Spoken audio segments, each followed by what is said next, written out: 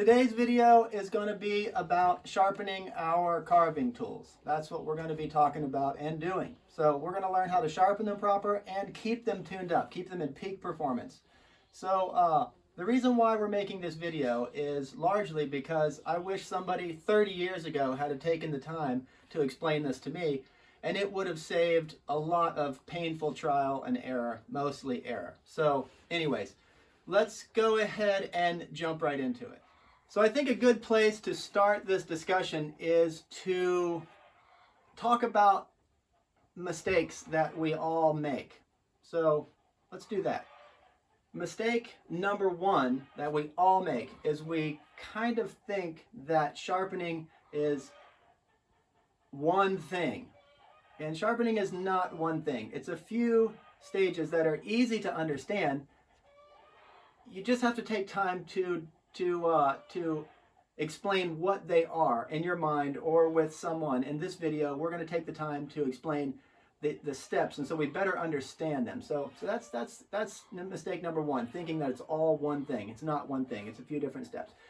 Another mistake that we make is we think we need to get our tools sharp, so we go get a sharpening stone. That's a mistake, because a sharpening stone is not actually for sharpening. It's for shaping. It should be called a shaping stone. That's something that no one ever told me. I didn't learn that until I started to make tools on my own, and that's what really changed my life. I used to have this anxiety about sharpening, but once I started to make tools on my own and I could take a tool from just a rough piece of metal all the way through the hardening and tempering to the fine honed edge, that's when I really started to understand the concept of how to get it sharp. And so yeah, that's mistake number two, is getting a sharpening stone. So don't do that. Sharpening stones have a place in the woodworking world, but not for this application. Anyways, so let me think here. Let's start with step number one. Step number one is shaping. So how we're going to do our shaping, we're not going to use a sharpening stone. We're going to use sandpaper. Now we have some 320 right here, and this is just regular old Craftsman. We got it from Lowe's. I've never actually used this brand. I don't really like this brand, but we're going to use it today to show that you can be successful just by going to the hardware store and getting things that every one of us has access to. So we can all go to hardware stores and we can all get sandpaper. So this is what we're going to do our shaping with. And this is what we're going to finish the process out and do our actually sharpening with. The sharpening comes from the strop and the compound. It doesn't come from the sharpening stone or the sandpaper. The sandpaper does the shaping. The strop does the honing, the final edge. So let's discuss that for a moment. So let me tell a random story here, a sequence of words that hopefully somewhere through this will help you understand what I'm trying to explain. So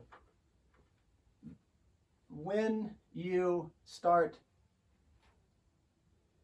everyone pursues it from this standpoint. They think, okay, I'm going to sharpen this tool. So they get him a sharpening stone or they get him sandpaper.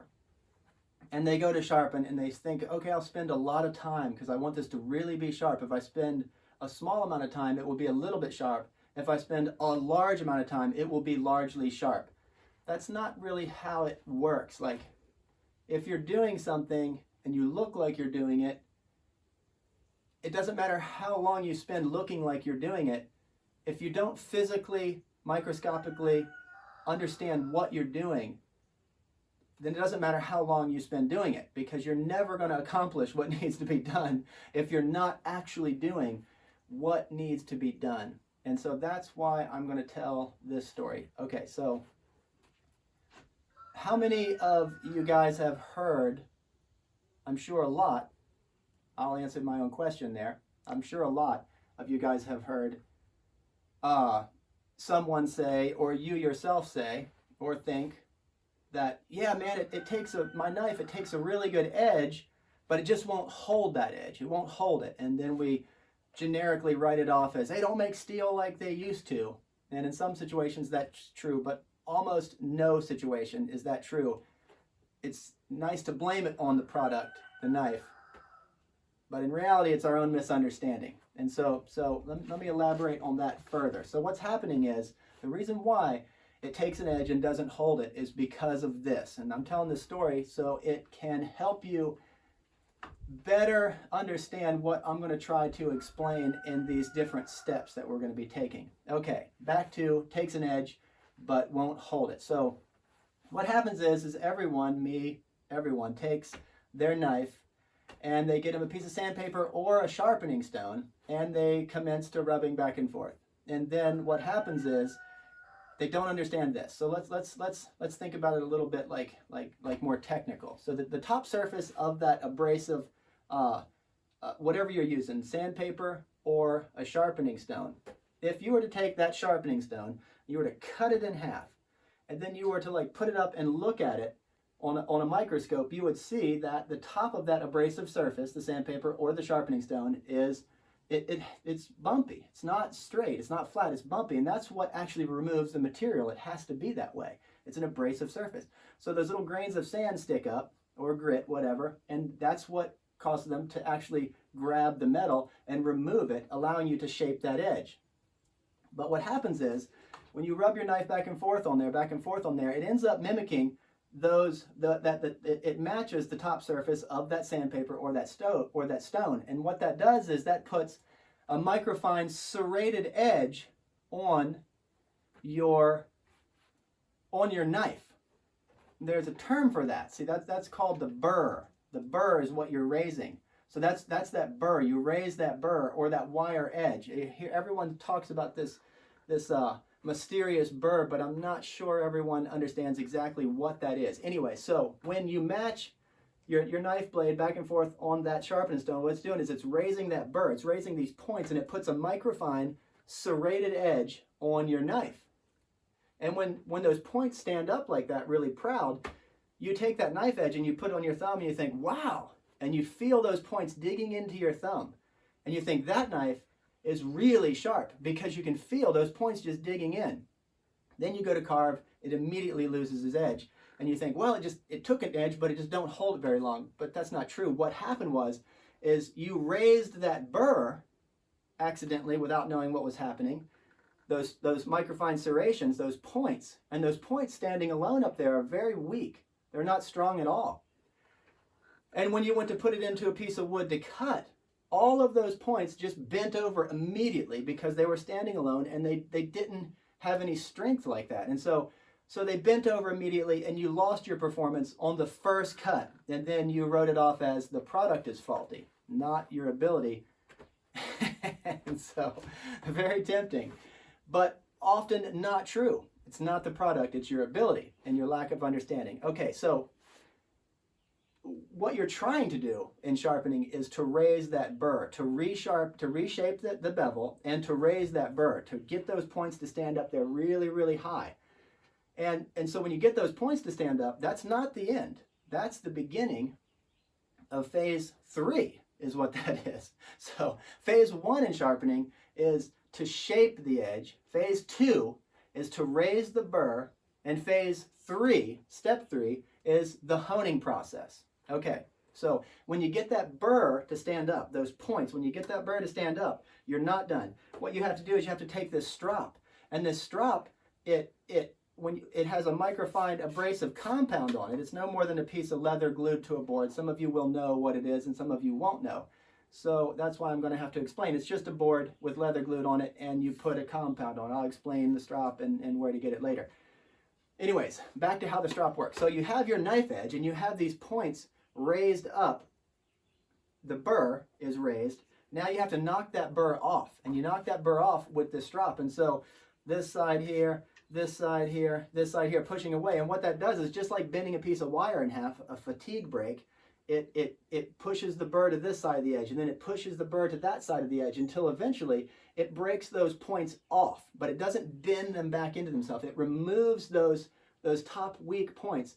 And your knife doesn't look like that anymore. It ends up looking like this, like one stable, really, really self-supporting, structural, just microfine honed edge, continuously unbroken, no weak points sticking up. And that's what the strop does. And so that is, I would wager, is the missing link to all of your past flailed attempts of sharpening.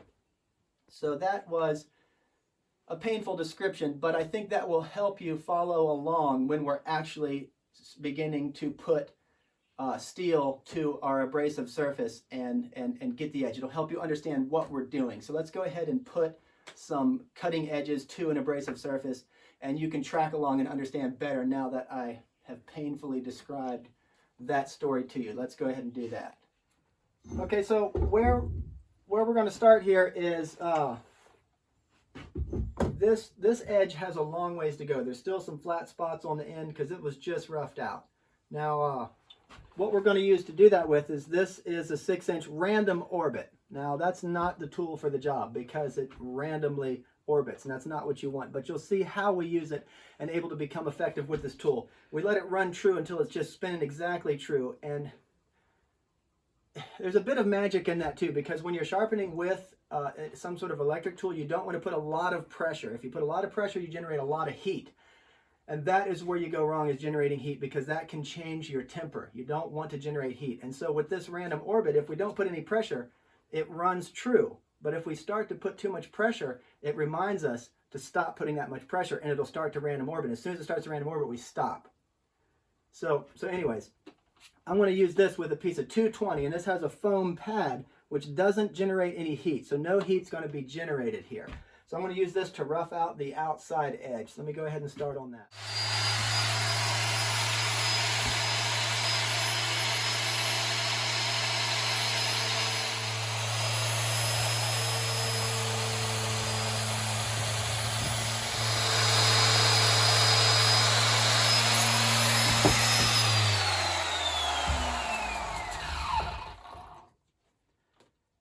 Okay, so what we are doing right now is step 1. That is shaping. So we have finished the shaping with that 220 on that random orbit, and that's what gave us that nice shape. So we are properly shaped now. So the next step is to actually start raising the burr. That's going to be step number 2. Raise the burr, because we've already completed step number 1, which was shaping. So now step number 2, raise the burr. So how we're going to do that is we have some 320 piece of sandpaper, and we've got this WD-40 can. Now this WD-40 can is what we're going to use to get the inside of that compound shape right there. So, and we're going to use the sandpaper bent over the outside of it like that. Now, the sandpaper over the outside of this WD-40 can is a huge advantage, where if we were limited to a sharpening stone, we would have whatever shape that sharpening stone came in, which would probably be not conducive to matching to what we actually need. So that'd be a disadvantage. Okay, so as we go to sharpen, there's going to be debris buildup from removing it off of our tool, and that's going to cause a performance loss. So we can just move to a new piece of sandpaper and move to another piece of sandpaper, a clean piece, so on and so forth. So we can always stay in that peak performance zone. Not to mention, we have found this nice round that is going to match this round really, really good. So those are a few advantages that we have over limiting ourselves to a stone that is not really going to work well. So let's go ahead and take this piece of sandpaper and start raising this burr. So we are dragging the sandpaper towards us, away from the tool. We're dragging it away, because we're trying to get that burr to raise. So we're dragging that burr out. You don't want to push towards it. Pushing towards it is going to push the debris, the material that we're removing, back into the cutting edge. And so we're going to be damaging the cutting edge every time by pushing towards it. You don't want to do that. We're going to pull away from the cutting edge. And this is dragging the material away and establishing that burr. Now hopefully we're going to get a good enough burr to where you'll actually be able to see it on the camera, so you will have the ability to see the elusive burr that everyone talks about, but nobody knows what it actually is. Okay, now we have established a good enough burr to where I think you can actually see it on the camera there. So you'll notice, take a close look. I'm going to rotate really slowly. So that is the burr starting at that side, and it goes all the way around, and you can see it with your eye, the burr, all the way around to the other side, all the way to the tip. I'm going to go back so you can see it. So that's a burr from one side to the other. You can see it with your own eye. So this is not a mysterious thing that we are talking about and have never seen before. That is the mysterious burr. You can see it with your own eyes. So that was completing step 2. Now, was raising the burr. So you can see the burr. And how many times have you sharpened a knife or a chisel or something? And let's imagine this is your sharpening edge, and you go to test it and you think, okay, I'll test the full length of it to see if it's sharpening on the full length. And by testing the full length of it, the only thing you're really showing there is your lack of confidence, because that is saying that you went through the process and didn't know what was happening. And so now you're going to have to test it, the full length, to see if it's equally as sharp up and down the whole thing. But see, we don't have to do that because we saw with our eyes the burr all the way around. So now we're going to do step 3, which is honing, the actual sharpening part. This is still in the shaping phase. Step 3 is the actual sharpening, where we employ the strop. Now the strop, we're going to knock off of that burr. So that burr, we've seen it the full radius from this side all the way to that side. So we know we have properly shaped that edge all the way from one side to the other. So whenever we knock it off, there's no need to see if we have sharpened the full length of that cutting edge, because we know we have, because we see the burr physically with our eyes. So there's no voodoo guesswork there. So let's go ahead and jump into actually knocking that burr off and finishing the sharpening. The finish honing of this tool is done with this. Let's do that. All right, so what we have is a strop. I've said that a few times through this video, but this is going to be a closer look.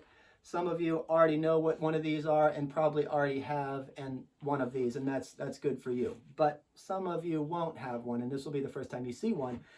So you're about to get your mind blown. So anyways, so it's no more than a board with a piece of leather glued to it. And now we all can take a board and we all can glue leather to that board and come up with a strop. And that strop will work really, really good. But they're like $35 to buy this one. This is Butts, is the name of this one. Butts, if you look up Amazon or woodcraft.com or something, or just Google Butts strop. That's a very silly name. I'm embarrassed for saying it.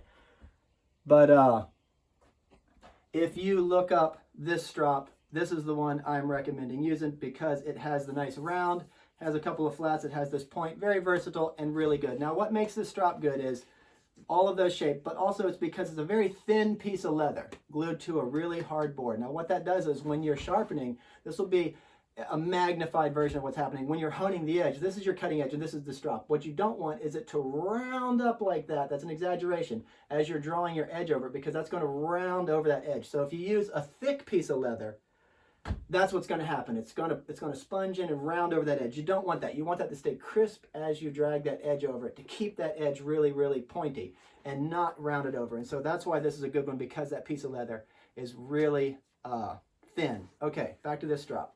Good strop. You need one of these. And the strop is good, and you can get away with just using the strop. In fact, a silly story is, like, old timers used to use the back of their belt as a strop, and that worked. And they would even use the palm of their hand to knock this burr off. And if your hand is grizzled up and pretty tough, you can use that to knock that burr off. It takes a long time and it's ridiculous. And so just get a strop and you're way better off. So to speed up the strop process and to make it more effective, you need a compound. Now what this compound is it's a microfine, like abrasive compound. For lack of a better term, it's sticky sand. Now, sticky sand wouldn't work because sticky sand would be really, really rough, and you don't want that. You need the microfine abrasive. And so this is Yellowstone. If you look on Amazon or something like that, you can get some Yellowstone. And I'm telling you that because I like Yellowstone only. There's flex cut, there's all kinds of different sharpening compounds. That would be up to you, but I like Yellowstone. I've used them all, and so I think Yellowstone is the best. And you remember at the park, Yellowstone or whatever. So anyways, Yellowstone compound. Get some of that and get you a strop. And before you start stropping, just rub some of that compound on. There's no magic. It doesn't take a lot. And this strop here I've used for years and years and years. but they last forever. They never really wear out. So rub you some of that compound on, and this is an unedited live shot of what it looks like putting compound on. So put you some of that on, and now we're ready to start removing this burr. So let's go ahead and jump straight into that. Okay, step 3, that's where we're at now. We started in step 1, that was shaping, and step 2 was raising the burr, and step 3 is the actual finish honing. So this is where the sharpening comes in. So let's go ahead and start doing that. Now we're going to remove that burr that we worked so hard to get. We're going to remove that burr, and as we see with our eyes that burr going away, we will know from point A all the way to point B, this will be sharp all the way, so there'll be no need to test it, but we'll test it anyways if that would make you more comfortable or feel better. So let's go ahead and start. So we have our strop, we've got it all tuned up with our compound. Any Boy Scout can do this, like it doesn't take any skill at all. You kind of want to, match the angle of your surface there and push away. That's all you're doing, is pushing away. And we're going to push. You'll notice that wire edge was raised to this side. The wire edge was raised up. So we are going to push that wire edge to the other side, is what we're going to do. Now this strop is what's going to give it that mirror finish, that really, really just shiny mirror finish. It's going to take away that microfine serrated surface. Now, it doesn't take long. We're going to do this in one take just to show you realistic what you're up against here. So I'm making sure to thoroughly push that wire edge to the other side. Now I feel like I have it all the way over there pretty good. So I'm going to switch and I'm going to bend it back this way. Again, I'm using that nice round surface right there that comes on this strop and pulling away from me. Away from the tool. And you can see, well, I just knocked it off, but you can see, you won't be able to see on the film, but I can see pieces of that wire edge. I don't know if you can see that. Can you see that wire edge right there? Can you see that at all? A little. Right there's a piece of it. I don't know if you'll be able to see it. You probably won't. Anyways, sorry about wasting that time, but you can see the wire edge coming off with your eyes, and that is good. That's what you're looking for. So, still just dragging that strop away from the cutting edge, making sure to surface out the inside really, really good. Now I'm going to go back to the other side. And I don't know if you'll be able to see in this lighting, but you'll see the actual cutting edge getting like mirror finish on it. Like it's really, really shiny. The sandpaper doesn't actually make it shiny, it makes it all scratched up. But this strop is not just removing the wire edge, but it's removing material as well. And really knocking down that serrated edge and causing an even surfaced out, really, really durable cutting edge that can take a lot of abuse. I like to finish on the inside here. This is going to be the last pass.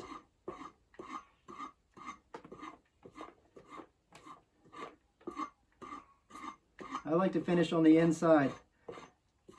And I don't think it really matters, but I like to finish on the inside because I think that it makes that last pass to push the edge out to make the tool more aggressive. Anyways, that's nonsense. So that is a sharp tool. Now, how you actually check a tool to see if it's sharp is not by testing to see if it shaves.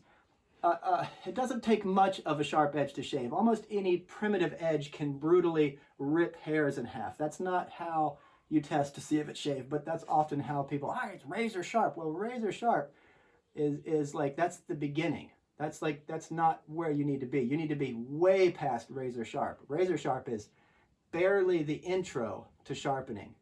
Any primitive edge, almost within reason, can shave. But how you actually test is by putting it on your thumbnail and see if it's dragging. And you can see that's not dragging. As soon as I touch it, it sticks. There's no dragging there because it's biting in. And I'm not putting any pressure. I'm just putting it on there, and it's biting immediately. And I can check it from one side to the other, but there's no point because we know it's sharp from one side to the other because the burr, we could see it with our eye from one side to the other. So there's no second guess. And so being how we went about this with the three-step program here, we weren't just like randomly doing something like, does this look like what a person sharpening a knife looks like? That's not what we were doing. We were actually knowing what was happening physically on each one of those steps. And so we shaped the edge to the bevel we want. Now, I didn't talk about the bevel. The bevel is, I'm sure, like really experienced sharpeners are going to watch this video and say, this guy doesn't know what he's talking about because he didn't describe what bevel to put on it. Now, see, that's the bevel itself is a very controversial thing. There's a different bevel for a hand plane, for a beveled chisel, but these are my carving tools, and the carving tool bevel is much different because it's a balance between actually slicing deep and splitting and removing debris and removing wood. So if you had watched our how to carve a spoon video, you would have seen my hatchet is cutting very aggressively, but it's also, the bevel is steep enough to where it encourages the wood to be removed really quickly and splits back the wood, and my hatchet doesn't just get stuck, and there's no wasted energy in that. So anyways, so it's not that I am not aware of the specific bevel, it's just that would take 2 hours to discuss just the bevel alone. So I think I'm not going to do that in this video. But anyways, so this is a sharpened adze. This is the one we forged the other day on that last video, the how to forge an adze video, and this is a pretty much done product. I'm ready to carve a bowl with it. So let's set this adze down and let's move over to another tool to give you another example of how to do the same thing basically. All right, so this is going to be just a real fast run through of how to sharpen a knife really quickly so we can throw these steps back into action really quickly and sort of refresh your memory and make sure that you've locked down how to use it, and in a more of a common situation. So this is my open L knife right here, my pocket knife, and we are going to sharpen that. So this is not very sharp at all. It's look at that, it's just slipping. It's not biting at all. So this knife is incredibly dull. There was a little snag, but it's uselessly dull. So let's go ahead and sharpen this up. Just real quickly, we'll run through it. All right, we've got us a piece of 320 sandpaper, the same one we used to sharpen the adze. You get a lot of mileage out of this stuff. You can see the fatigue right there. Anyways, this is what we use to sharpen the adze. And now we need a flat surface. So the surface on that bandsaw is really, really flat. So let's raise a burr on this knife. First thing we got to do, I'm jumping the gun. It is in such bad shape, we have to reshape it. So we're going to reshape. Again, I'm just pushing away. You don't want to pull like you're going to carve the sandpaper. You don't want to do that. You want to push away. So I am pushing away and matching the angle that I think I need, the bevel. And that's something that does take a bit of skill, is to understand that bevel. I'm not talking about it much in this video, but I should be. But this video is going to be long enough as it is, talking about the specific bevel and how that increases the performance of your tool will have to be a painfully boring video for another day.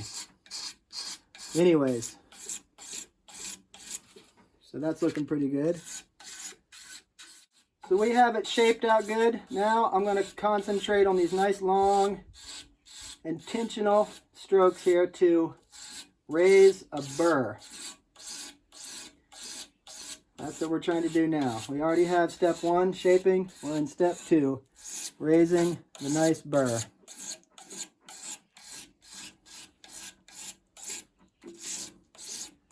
So let's see if we can see this burr with our eyes. Let's go over here to the light and take a look.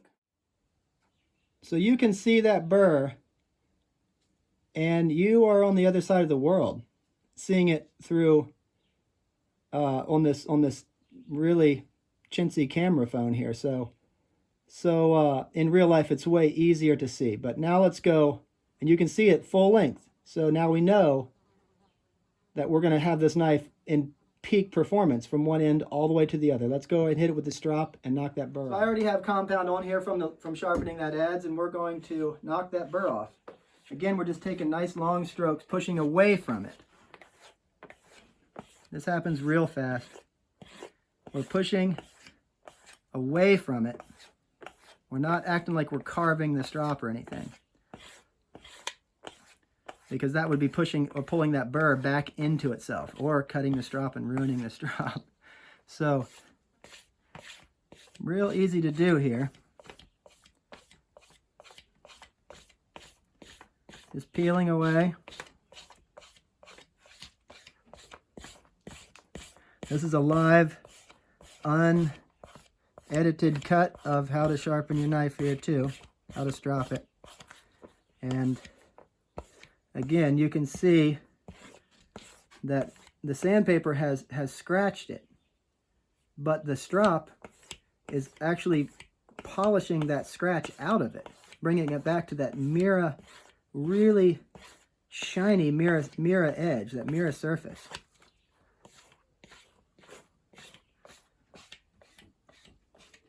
So let's go ahead and take a look at this edge and see if we're successful. Here we go.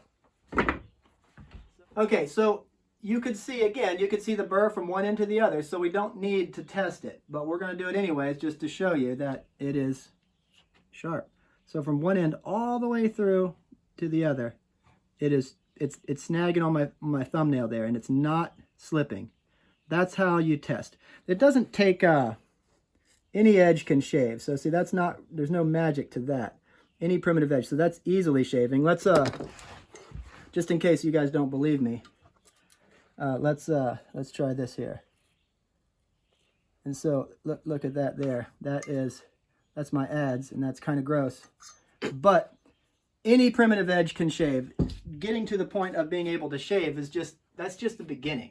So if you can get it to shave, you've barely made it in to the category of sharpening. You have to go way past that. So anyways, that is a quick and dirty rundown. Let me this video is getting pretty long, but I want to make one more point. Let's take a look at some other compound shapes on carving tools so we can better drive home the point of using sandpaper and its advantages. So a few advantages of using sandpaper. Let's take a look at some other tools that we all the time use. Is a North Bay crooked knife. A crooked knife is a really good tool. So I have a few different ones here, and so you can see this one's really bent, and that one's not so bent. But to find a sharpening stone that's going to match that bend perfect is unrealistic. And if you found one that would match that bend perfect, as soon as you went to use it, within 3 or 4 strokes, it would immediately lose performance. And so that would be no point in doing that. So how I sharpen these compound shapes is I find a shape that matches it pretty good. And this is the handle to my Fisker's hatchet.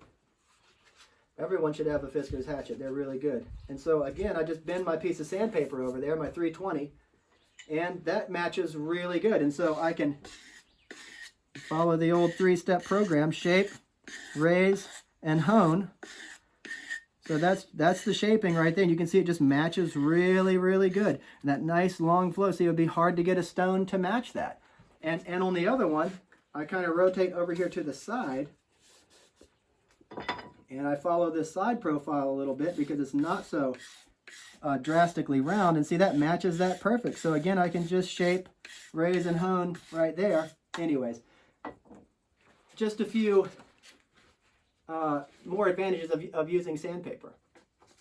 So that is a quick run through on how we sharpen our tools and keep them tuned up. So you shape it, and then you raise the burr, and you knock the burr off with the honing. So you have the shape, the raise, and the hone. Those are the 3 steps. And so in our video we made about how to carve a spoon, you'll see that I strop often. That's how you keep them tuned up. So once you get it to this point here, it will stay that way a really long time, as long as you every 10 minutes, every 5 minutes, just pick up the strop and literally just do it, man. This is a live update of what you'd have to do.